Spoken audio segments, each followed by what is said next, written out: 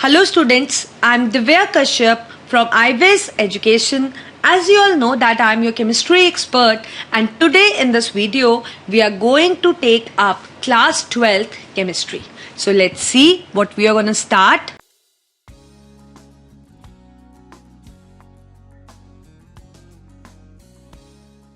The chapter which we are studying is D and F block elements.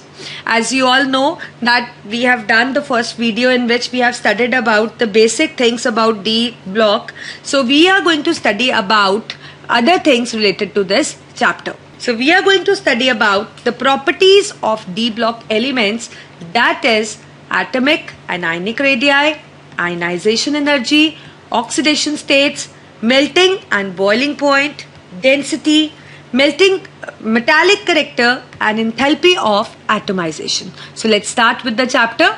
So first thing we are going to study is atomic radius. सबसे पहले हम किस चीज के बारे में पढ़ेंगे? एटॉमिक रेडियस के बारे में.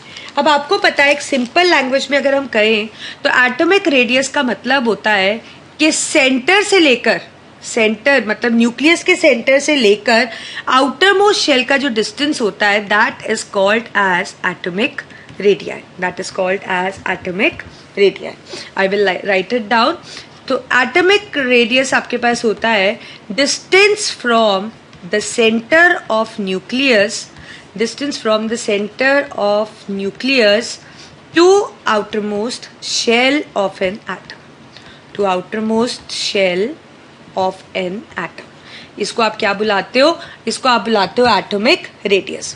तो अगर हम जनरली देखें कि एटॉमिक रेडियस कैसे वेरी करता है, तो हमने देखा कि जब हम अलोंग पीरियड मूव करते हैं, जैसे कि आपको पता है पीरियड का मतलब इस तरह से हॉरिजॉन्टल रो में मूव करते हैं, तो क्या रहता है कि हमारे पास पहले एस ब्लॉक आ जाता है, फिर बीच में डी और फिर उसके बाद हमारे पास आ जाता है पी ब्लॉक. तो लॉन्ग पीरियड हम जब भी मूव करते हैं जो साइज होता है वो डिक्रीज करता जाता है. उसका रीजन क्या है आप जूनियर क्लासेस में पढ़ चुके हो. Because every time a nuclear charge is increased by +1 unit. क्योंकि आपको पता है हर टाइम जब आप मूव कर रहे हो तो इलेक्ट्रॉन आउटर मोस्ट शेल में 1 नंबर से बढ़ता जा रहा है, तो आप कह सकते हो +1 यूनिट न्यूक्लियर चार्ज बढ़ता जा रहा है. इस वजह से जो साइज है वो डिक्रीज होता जाता है. तो उस अकॉर्डिंग जो एस वाले ब्लॉक वाले एलिमेंट्स है वो काफी बड़े हैं साइज पे, right.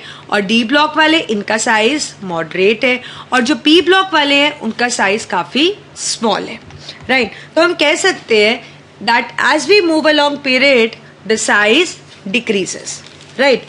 So this is what that when we move from left to right the size decreases. अब हम इसको पढ़ते हैं for transition series.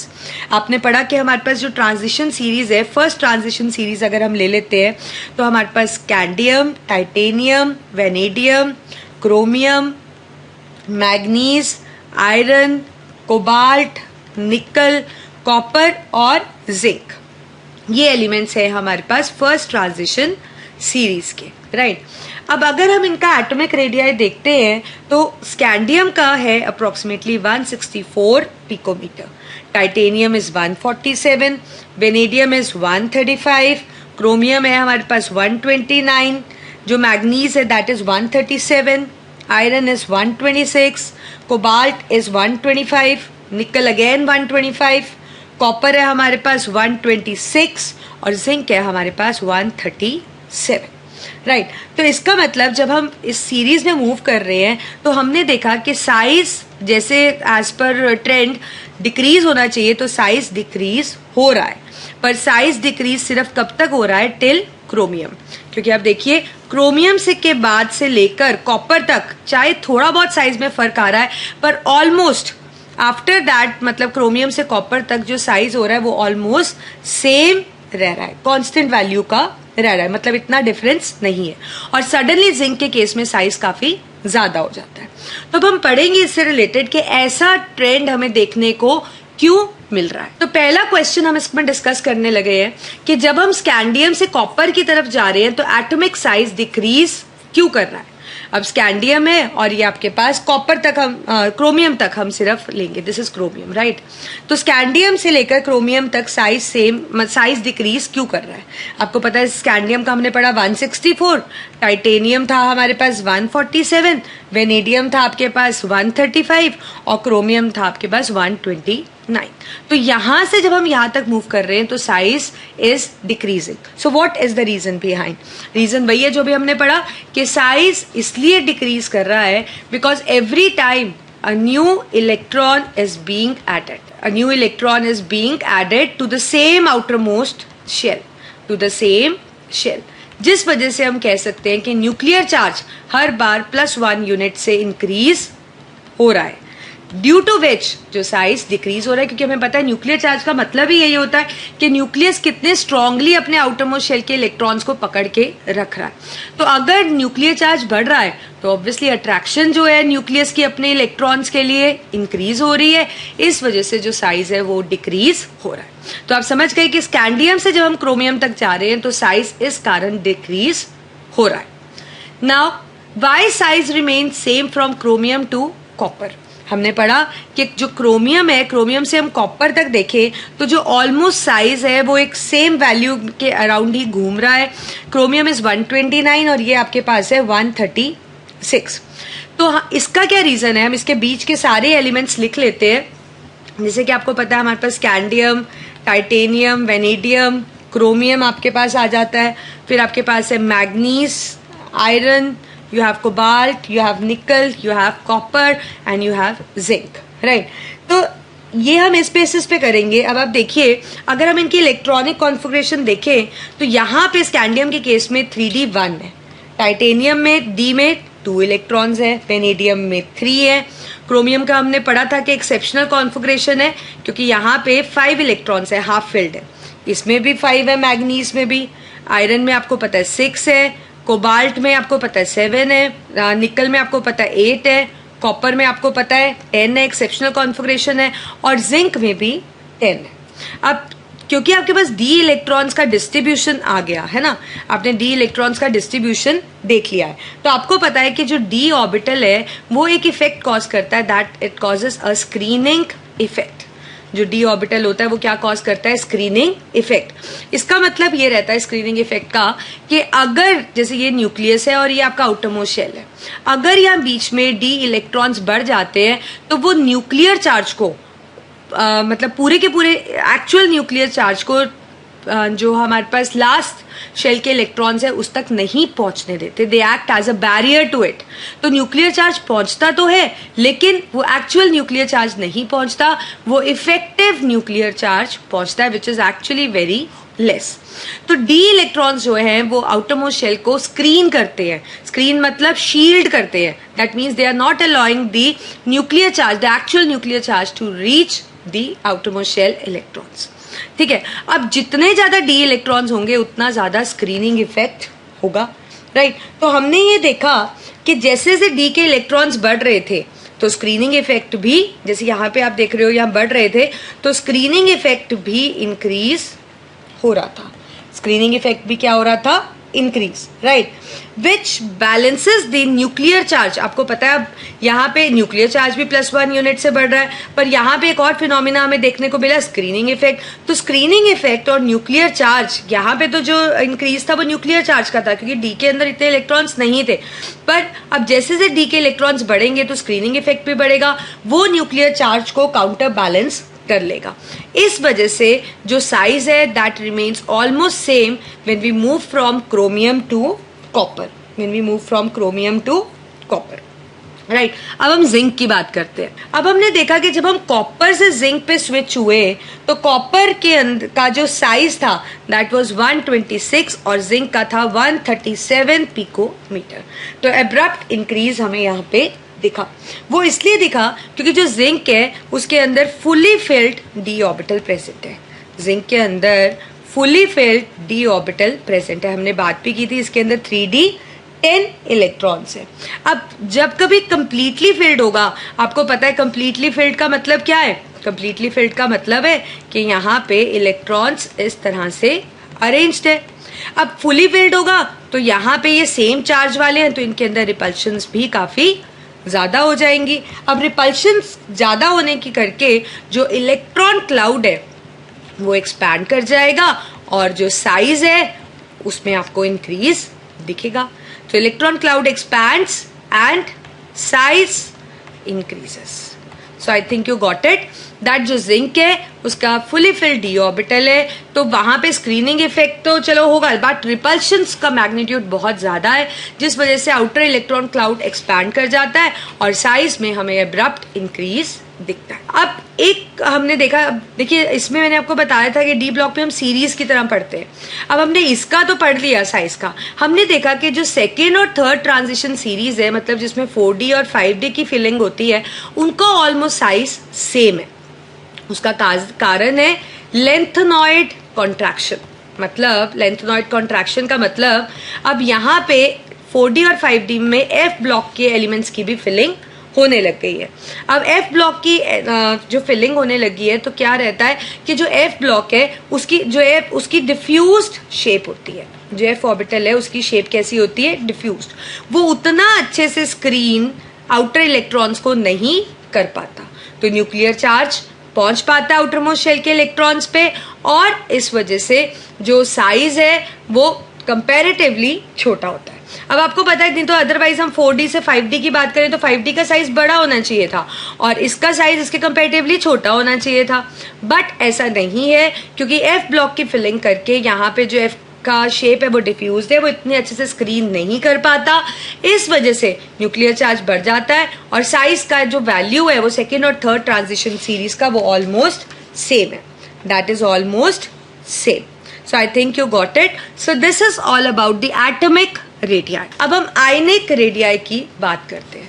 देखिए जब आप एटम के अंदर न्यूक्लियस से लास्ट शेल तक जाते हैं तो वो आपका एटॉमिक रेडियाई होता है। अब अगर आप आयन कंसिडर कर लें मतलब कुछ भी पॉजिटिव या नेगेटिव आयन कंसिडर कर लें और सेंटर से लास्ट शेल तक जाए तो वो रेडियाई क्या हो जाएगा? Ionic radii. आयनिक रेडियाई का जो ट्रेंड है वो एक्चुअली में बिल्कुल सिमिलर है जैसे कि आपने एटॉमिक रेडियाई का देखा। तो जो भी कुछ आपने इसमें पढ़ा that same thing is you are gonna use in the ionic radii as well. अब इस पे आपको एक क्वेश्चन आ सकता है लाइक अगर मैं आपसे बोलूं let us compare the radii of Fe2 positive and Fe3 positive, तो आपको याद रखना है सबसे पहले तो मैं आपको बताऊं जिसपे पॉजिटिव चार्ज आ जाता है वो होता है केटायन और केटायन का साइज हमेशा स्मॉल होता है अपने पेरेंट एटम से। अगर हम उसको कंपेयर करें तो it is smaller than parent atom, right. और ऐसे ही जिसमें नेगेटिव चार्ज आ जाता है वो क्या होता है? एनाइन। और एनाइन का साइज क्या होता है? Bigger as compare to parent atom. तो अगर मैं आपसे कहूं कि दो पॉजिटिव आयंस का साइज कंपेयर करो तो आपको पता है दोनों ही पॉजिटिव है, दोनों ही स्मॉलर है अपने पेरेंट एटम से, पर इन दोनों में से ज्यादा स्मॉलर कौन है? जिसका ज्यादा हाई मैग्नीट्यूड हो पॉजिटिव चार्ज का वो उतना ही स्मॉलर होता है। तो इसका मतलब इसमें Fe3 पॉजिटिव ज्यादा स्मॉलर है क्योंकि उसमें जो न्यूक्लियर चार्ज है that is more as compare to Fe2 positive. So I think you got it. Similarly आप निकल 2 पॉजिटिव और निकल 3 पॉजिटिव को भी कंपेयर कर सकते हैं। सिमिलरली अगर आपके पास कुछ नेगेटिव वाले आयंस हो तो उनको भी आप ऐसे कंपेयर करोगे, पर आप ये याद रखोगे जितना नेगेटिव चार्ज ज्यादा होगा, लेट्स से यहाँ 2 नेगेटिव है और यहाँ 3 नेगेटिव है, तो नेगेटिव वाले क्या होते हैं? बड़े होते हैं। इसमें मैग्नीट्यूड किसका ज्यादा होगा? 2 नेगेटिव वाले का। So that is going to be bigger and 3 negative is comparatively going to be smaller. So I think you got it that what is the ionic radii. अब नेक्स्ट प्रॉपर्टी है हमारे पास, जो सेकंड प्रॉपर्टी हम पढ़ने वाले हैं, that is ionisation energy. आपको पता है आयनाइजेशन एनर्जी क्या होती है? It is the tendency to lose electrons. It is the tendency to lose electrons. और आपको पता है इलेक्ट्रॉन्स कहाँ से लूज होते हैं? Outermost shell of an atom. Outermost shell of an atom. और किस टाइम होते हैं? When the atom is in gaseous state. When the atom is in gaseous state, क्योंकि जब गैसियस स्टेट में होता है तभी इलेक्ट्रॉन निकालना और डालना आसान आपके लिए होता है। अब जो आयनाइजेशन एनर्जी है ना वो डिपेंड करती है बहुत फैक्टर्स पे और उसमें से सबसे इंपॉर्टेंट फैक्टर है जिस पे डिपेंड करती है इलेक्ट्रॉनिक कॉन्फ़िगरेशन। इलेक्ट्रॉनिक कॉन्फ़िगरेशन अब हमने ये देखा कि जो मतलब यहाँ पे अगर हम बात करें तो डी ब्लॉक एलिमेंट्स की पहले हम बात करते हैं कि आयनाइजेशन एनर्जी ज़्यादा है या कम है। तो देखिए एस ब्लॉक से डी ब्लॉक का साइज क्या है, स्मॉल है, क्योंकि इनमें न्यूक्लियर चार्ज ज़्यादा है। इस वजह से जो डी ब्लॉक के एलिमेंट्स है उनकी आयनाइजेशन एनर्जी भी ज़्यादा होती है। बट पी ब्लॉक का साइज उससे भी ज़्यादा स्मॉल है, तो इसका मतलब एस और डी के कंपेरेटिवली तो इसकी बड़ी ज़्यादा आयनाइजेशन एनर्जी, लेकिन डी और पी के कंपेरेटिवली आयनाइजेशन एनर्जी किसकी ज़्यादा है, पी ब्लॉक की, राइट। तो आप समझ गए कि जो हायर मतलब जो होगा जिसकी आयनाइजेशन एनर्जी हायर होगी, एस ब्लॉक से हायर होगी और पी ब्लॉक से कम होगी, राइट। अब अगर किसी भी एलिमेंट की आयनाइजेशन एनर्जी ज़्यादा हो जाती है, हायर हो जाती है, उसका मतलब क्या है, हायर आयनाइजेशन एनर्जी का मतलब वो इलेक्ट्रॉन नहीं दे पा रहा, और उसका रिजल्ट क्या हो सकता है, that can be a poor shielding effect, screening, या आप कह सकते हो शील्डिंग इफेक्ट पुअर है। क्यों? क्योंकि वहाँ पे जो न्यूक्लियर चार्ज है दैट इज क्वाइट स्ट्रॉन्ग, इस वजह से जो आयनाइजेशन एनर्जी है वो काफ़ी ज़्यादा हाई है। समझ गए आप? तो अब हमारे पास एक क्वेश्चन है कि कॉपर और क्रोमियम की एक्सेप्शनली हायर आयनाइजेशन एनर्जी क्यों है? क्योंकि आपने पढ़ा है कि क्रोमियम और कॉपर का जो इलेक्ट्रॉनिक कॉन्फ़िगरेशन होना चाहिए था वो इस तरीके से, आपको पता है 4s1 3d5 है, और यहाँ पे आर्गन 18 और 4s1 3d10 है कॉपर की केस पे। बट अदरवाइज यहाँ पे इलेक्ट्रॉनिक कॉन्फ़िगरेशन क्या होना चाहिए था, 4s2 3d4 और यहाँ पे 4s2 3d9। बट क्योंकि हमें पता है कि जो हाफ फिल्ड और फुल फिल्ड ऑर्बिटल्स हैं वो ज़्यादा स्टेबल होते हैं, और यहाँ पे इलेक्ट्रॉन हम शफल कर सकते हैं, इसमें फ़ायदा है, इसको स्टेबिलिटी मिल रहा है, इस वजह से इनकी इस एक्सेप्शनल इलेक्ट्रॉनिक कॉन्फ़िगरेशन से ये हाफ फिल्ड और फुली फिल्ड है, और इस वजह से इनका जो आप कह सकते हो आयनाइजेशन एनर्जी है वो काफ़ी ज़्यादा है। अब हमारे पास एक क्वेश्चन है, compare first and second ionisation energy of zinc. ठीक है, अब देखिए जिंक जो है, जिंक की अगर आप इलेक्ट्रॉनिक कॉन्फ़िगरेशन लिखो, it is argon 18 4s2 3d क्या है 10। अब जिंक से अगर हम एक इलेक्ट्रॉन निकालना चाहें तो ये जो फर्स्ट एनर्जी देनी पड़ेगी that is ionisation energy 1, and obviously it is going to be very high. उसका रीजन क्या है, क्योंकि ये जो डी ऑर्बिटल है ये फुली फिल्ड है, यहाँ पे इलेक्ट्रॉन आप इससे नहीं निकाल पाओगे। But once the electron is taken out, किसी भी तरीके से चाहे ज़्यादा एनर्जी देकर आपने इलेक्ट्रॉन अगर निकाल भी लिया तो इसका जो कॉन्फ़िगरेशन हो जाएगा वो 4s1 3d10 हो जाएगा। अब ये अनस्टेबल हो गया, राइट, क्योंकि इस कंप्लीटली फिल्ड तो नहीं रहा। तो Zn से जब आप Zn2 बनाना चाहोगे तो जो एनर्जी देनी पड़ेगी सेकेंड इलेक्ट्रॉन निकालने के लिए that is ionisation energy 2, and it will be low in magnitude, क्योंकि ये ऑलरेडी फिल्ड नहीं है, इस वजह से ये इसकी आयनाइजेशन एनर्जी जो 2 होगी that is going to be less as compare to ionisation energy 1 of zinc, because here it is fully filled and it is stable. So I think you got it कि किस तरह से ionization energy के questions आपको करने हैं। अब हम पढ़ते हैं next property, that is oxidation states. अब आप देखिए जो डी ब्लॉक एलिमेंट है ना, इसमें 4s और 3d जो है, 4s और 3d जो है, इन दोनों की ही कंपेरेबल एनर्जीज होती है। दे have comparable energies. Comparable energy का मतलब है कि इसमें से इलेक्ट्रॉन हम इसमें से भी निकाल सकते हैं और इलेक्ट्रॉन इसमें से भी निकाल सकते हैं। सो एज अ रिजल्ट आप कह सकते हो कि जो डी ब्लॉक के एलिमेंट्स हैं वो काफ़ी वेरिएबल ऑक्सीडेशन स्टेट्स शो करते हैं। फॉर एग्जाम्पल आयरन को ही ले लो, आयरन की ऑक्सीडेशन स्टेट 2 पॉजिटिव भी है और 3 पॉजिटिव भी है। अब एक तो रीज़न हो गया कि जो S और D है उसकी कंपेरेबल एनर्जी है। दूसरा रीजन है कि इतनी ज्यादा ऑक्सीडेशन स्टेट क्यों शो करते हैं, so one is that they have comparable energy, and the other reason is that कि इनके अंदर वेकेंट डी ऑर्बिटल्स होते हैं। हमें पता है डी ब्लॉक एलिमेंट्स हैं ही कौन से, जिनका डी ऑर्बिटल पूरा फिल्ड नहीं है, तो they have vacant D orbitals. Therefore, और आप कह सकते हो कि ये जो डी ऑर्बिटल है कितने भी इलेक्ट्रॉन आप कह सकते हो अकोमोडेट भी कर सकता है और उनको फुली फिल्ड को एक्साइट भी कर सकता है। So we can say that they have extra vacant d orbitals because paired electrons can become unpaired and they can be easily removed also. So that is the reason they show variety of oxidation state. Now the question is this कि कौन सी oxidation state इनकी ज्यादा stable है, ये कौन सी, ये कब use करेंगे। अब देखिए स्टेबिलिटी की बात अगर हम करें तो स्टेबिलिटी किसी ऑक्सीडेशन स्टेट की कितनी है वो डिपेंड करेगी कि वो किसके साथ कंबाइन करने वाला, means it will depend upon the nature of element to which it is combining, जिसके साथ इसने कंबाइन होना है उसके हिसाब से डी ब्लॉक एलिमेंट के ऑक्सीडेशन स्टेट की स्टेबिलिटी पता लगेगी। फॉर एग्जाम्पल जब ऑक्साइड्स और फ्लोराइड्स के साथ ये बॉन्ड करते हैं तो ये इलेक्ट्रोनेगेटिव होते हैं, तो वहां पे ये अपनी higher oxidation state D block elements use करते हैं। तो डी ब्लॉक एलिमेंट्स कौन सी ऑक्सीडेशन स्टेट यूज करेंगे, कौन सी स्टेबल होगी, दैट डिपेंड्स अपॉन कि किसके साथ ये कंबाइन करने वाले। ज्यादा इलेक्ट्रोनेगेटिव है जिसके साथ कंबाइन करना है तो ज्यादा इलेक्ट्रोपॉजिटिव ये भी होने चाहिए, राइट। और हम कह सकते हैं कि एलिमेंट्स जो हैं, जैसे हमने बात की कि ये variety of oxidation state show करते हैं, तो जो एलिमेंट मिडल सीरीज के अंदर आता है, मतलब इनकी सीरीज में जो एलिमेंट मिडल के अंदर आता है वो हाईएस्ट ऑक्सीडेशन स्टेट शो करता है। उसका रीजन क्या है, क्योंकि उसके पास maximum number of unpaired electrons होते हैं। It has maximum number of unpaired electrons.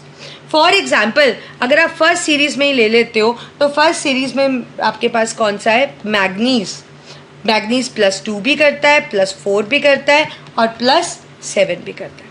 Question आ जाता है +7 में मैग्नीज का एक कंपाउंड आप बताओ, सो दैट इज Mn2O7, राइट। ऐसे ही क्रोमियम का भी आपको पता है एक्सेप्शनल कॉन्फ़िगरेशन है, 3d5 है इसमें भी, राइट। तो इसकी भी ऑक्सीडेशन स्टेट काफी है, +2 भी है, +3 भी है और +6 भी है, right. So I think you got it कि किस तरह से ऑक्सीडेशन स्टेट का पता लगता है। अब आप देखिए एक और चीज मैं आपको बताऊंगी, जो लोअर ऑक्सीडेशन स्टेट होती है, जो लोअर ऑक्सीडेशन स्टेट्स होती है जिस मेटल्स की, या जब लोअर ऑक्सीडेशन स्टेट यूज होते हैं तो मोस्टली जो कंपाउंड बनता है वो क्या बनता है, आयनिक। अगर हायर ऑक्सीडेशन स्टेट्स का यूज होता है तो वहां पे जो कंपाउंड बनता है दैट इज कोवेलेंट, राइट। और हमने ये भी देखा कि जो अगर हम जैसे लेफ्ट की तरफ जा रहे हैं तो लेफ्ट की तरफ जो स्मॉल ऑक्सीडेशन स्टेट्स हैं वो ज्यादा स्टेबल है, that is more stable. For example आपके पास लेफ्ट में, एक्सट्रीम लेफ्ट पे स्कैंडियम और टाइटेनियम है, तो स्कैंडियम की ऑक्सीडेशन स्टेट +2 और +3 होती है, और टाइटेनियम में +2 भी शो करता है, +3 भी करता है, +4 भी करता है, राइट। तो इस तरह से आपको पता होना चाहिए कि कौन सी ऑक्सीडेशन स्टेट वो कब यूज करेंगे और कौन सी ऑक्सीडेशन स्टेट उनकी ज्यादा स्टेबल है। नेक्स्ट प्रॉपर्टी है हमारे पास मेल्टिंग एंड बॉइलिंग पॉइंट। अब आपको पता है कि अगर हम मेल्टिंग और बॉइलिंग पॉइंट की बात करें तो मेल्टिंग और बॉइलिंग पॉइंट क्या होता है, कितनी एनर्जी देनी पड़ी सब्सटेंस को मेल्ट कराने के लिए, और कितनी, या फिर कह सकते हैं कितनी एनर्जी देनी पड़ी सब्सटेंस को बॉयल करने के लिए। तो मेल्टिंग पॉइंट और बॉइलिंग पॉइंट दोनों ही किस पे डिपेंड करते हैं, they depend upon the forces of attraction. Forces of attraction मतलब हम कह सकते हैं it depends upon the strength of the bond. और बॉन्ड स्ट्रेंथ किस पे डिपेंड करती है, it depends upon unpaired electrons. तो हम कह सकते हैं जितने ज्यादा अनपेयर्ड इलेक्ट्रॉन्स होंगे उतना ज्यादा ओवरलैपिंग होगा, उतना ज्यादा बॉन्ड स्ट्रेंथ होगा, क्योंकि उतना ही ज्यादा अट्रैक्शन है और उतना ही हायर मेल्टिंग और बॉइलिंग पॉइंट होगा, राइट। अब फॉर एग्जाम्पल अगर हम स्कैंडियम, क्रोमियम, मैग्नीज, आयरन कुछ एलिमेंट्स ले लेते हैं और इनके हम अनपेयर्ड इलेक्ट्रॉन देखते हैं तो आपको पता है स्कैंडियम में 3d1 होता है, मतलब इस पे 1 अनपेयर्ड इलेक्ट्रॉन होता है। क्रोमियम में आपको पता है 3d5 होता है, तो अगर हम इस पे काउंट करें तो ये 4s1 3d5 मतलब 6 अनपेयर्ड इलेक्ट्रॉन्स होते हैं। मैग्नीज में 5 होते हैं क्योंकि यहाँ पे 4s2 हो जाता है और 3d5 ही होता है। और आयरन के अंदर अगर हम देखें तो इसमें 3d6 होता है, 4 अनपेयर्ड इलेक्ट्रॉन्स होते हैं। तो जिसमें सबसे ज्यादा अनपेयर्ड इलेक्ट्रॉन्स है वो उतना ज्यादा स्ट्रॉन्ग बॉन्डिंग करेगा, राइट, उतना ही ज्यादा बॉन्ड स्ट्रेंथ होगी, उतना ही ज्यादा मेल्टिंग बॉइलिंग पॉइंट होगा। तो हम कह सकते हैं कि ट्रांजिशन सीरीज के अंदर जो है हमारे पास जो एलिमेंट है उसका अनपेयर्ड इलेक्ट्रॉन जितने ज्यादा होंगे उतना बॉन्ड स्ट्रेंथ होगा और उतना ही ज्यादा उसका मेल्टिंग और बॉइलिंग पॉइंट होगा। तो उस हिसाब से हमारे पास जो मैग्नीज है, राइट, उसका सबसे हाईएस्ट होना चाहिए। पर ऐसा नहीं है। उसका रीजन ये है कि जो मैग्नीज है ये हाफ फिल्ड है, जो मैग्नीज है वो हाफ फिल्ड है, उसमें कंपेरेटिवली न्यूक्लियर चार्ज काफ़ी ज़्यादा है, इसलिए वो बॉन्ड स्ट्रेंथ उसकी इतनी ज़्यादा स्ट्रॉन्ग नहीं है। सो अगर हम इसको कंपेयर करते हैं तो क्रोमियम आप कह सकते हो कि उसमें अनपेयर्ड इलेक्ट्रॉन भी ज़्यादा है, उसमें ऐसा कुछ हाफ फिल्ड का भी नहीं है। तो इस वजह से ट्रांजिशन सीरीज में क्रोमियम, मॉलिबेडनम और टंगस्टन का हाईएस्ट मेल्टिंग और बॉइलिंग पॉइंट है। मतलब फर्स्ट ट्रांजिशन सीरीज में क्रोमियम, सेकेंड में मॉलिबेडनम, तीसरे में टंगस्टन। और इनमें जो जिंक, कैडमियम, मरकरी हैं ये सबसे लास्ट में आते हैं। इनके अंदर कोई अनपेयर्ड इलेक्ट्रॉन नहीं है और इनके डी ऑर्बिटल पूरा ही फिल्ड है, इसलिए इनका सबसे लोएस्ट मेल्टिंग पॉइंट और बॉइलिंग पॉइंट है। अब नेक्स्ट प्रॉपर्टी है हमारे पास metallic character and enthalpy of atomization. अब देखिए, मेटालिक करेक्टर का मतलब है टेंडेंसी टू लूज इलेक्ट्रॉन। कोई एलिमेंट कितनी आसानी से इलेक्ट्रॉन लूज कर सकता है, इसका मतलब वो उतना ही मेटालिक होता है, राइट। और आपको पता है टेंडेंसी टू लूज इलेक्ट्रॉन किस पे डिपेंड करती है? आयनाइजेशन एनर्जी पे। तो जितनी ज़्यादा लेस होगी आयनाइजेशन एनर्जी, उतना ही ज़्यादा मेटालिक करेक्टर ज़्यादा होगा, मोर होगा, राइट। तो हमने ये देखा कि जो डी ब्लॉक एलिमेंट्स हैं उनकी आयनाइजेशन एनर्जी कम होती है पी ब्लॉक्स के कंपैरेटिवली, इस वजह से उनका जो मेटालिक करेक्टर है वो ज़्यादा होता है।